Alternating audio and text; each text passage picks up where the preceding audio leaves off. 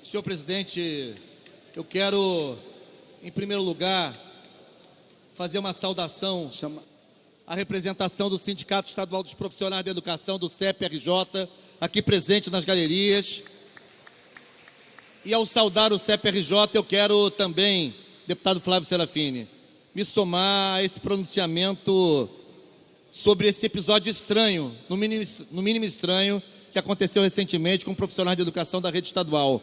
Como que uma ideia que começa como sendo uma ideia que pode ser boa, termina num fato muito grave e delicado que precisa ser esclarecido. A ideia de apoiar professores na aquisição de livros, como parte do seu processo de formação continuada, pode ser boa, é claro. Entretanto, o que aconteceu foi submeter professores a uma situação de constrangimento, de risco à sua integridade, sem falar num estranho direcionamento, numa estranha indução à compra desses livros apenas de alguns selos editoriais. Isso tem que ser esclarecido. Isso deformou uma ideia que parecia boa na origem, mas se transformou em algo que, infelizmente, submeteu professores a constrangimento, como já disse, e agora impõe à Secretaria de Educação uma explicação muito clara e muito cristalina sobre esse episódio. A respeito da matéria em pauta, deputado André Ciliano, eu já me pronunciei aqui em plenário inúmeras vezes. Vou fazer novamente de forma resumida. A escola pública é a principal instituição republicana e não pode ficar aprisionada a valores de uma determinada corporação, seja ela militar, seja ela civil, seja ela religiosa, seja ela laica. A escola pública, ela é universal, para que possa dialogar com as diferentes raças, diferentes classes, diferentes gêneros, diferentes manifestações culturais. Por isso que é muito importante afirmar de novo, neste caso, o caráter civil e o caráter laico das escolas públicas, não apenas do Rio de Janeiro, mas em todo o Brasil. Mas ainda eu quero acrescentar, porque sou professor da Faculdade de Educação da UF, como Vossa Excelência sabe, professor do Programa de Pós-Graduação em Educação. A pós-graduação e a pesquisa educacional no Brasil estão, como Vossa Excelência conhece o tema, que como prefeito de Paracambi acompanhou essa discussão, está consolidada no Brasil há pelo menos 50 anos. São 50 anos de pesquisa educacional e pós-graduação em educação no Brasil. Não há um estudo, não há um livro, não há um artigo, não há uma tese que dê sustentação à ideia absolutamente não fundamentada de que é a disciplina militar o fator que vai qualificar a escola pública brasileira. Não há nada disso.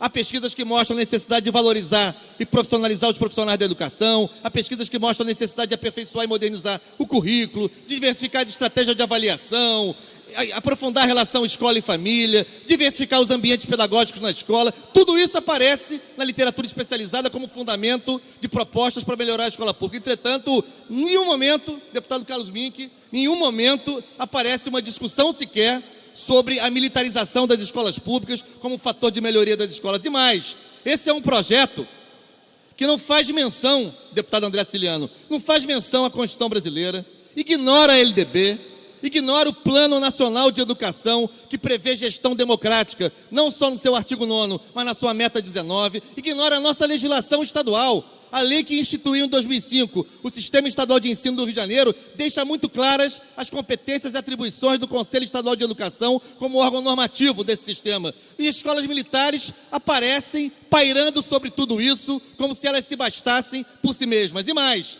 em audiência pública da Comissão de Educação recente, não fui eu que falei, não foi o Flávio que falou, foi o diretor de ensino da Polícia Militar que afirmou na audiência pública que a Polícia Militar não tinha interesse em ampliação da sua rede de escolas, porque eles não têm condições de sustentar essa ampliação, até porque esta não é a missão precípua dessas corporações. Se a Polícia Militar, se o Corpo de Bombeiros do Rio de Janeiro desejam ter uma ou duas escolas militares, isso é uma decisão da corporação que deve ser sustentada com suas próprias dotações orçamentárias. Jamais transformar as escolas estaduais, laicas e civis em escolas militares, jamais uma Secretaria de Educação administrar escolas que são militarizadas e menos ainda aceitar a interveniência de quem quer que seja, militar ou não, na gestão democrática das escolas do Rio de Janeiro. Existe legislação que nós votamos aqui. Vossa Excelência foi um defensor da lei para a escolha direta de diretores. Vossa Excelência foi defensor da lei que consagrou os conselhos escolares como espaço de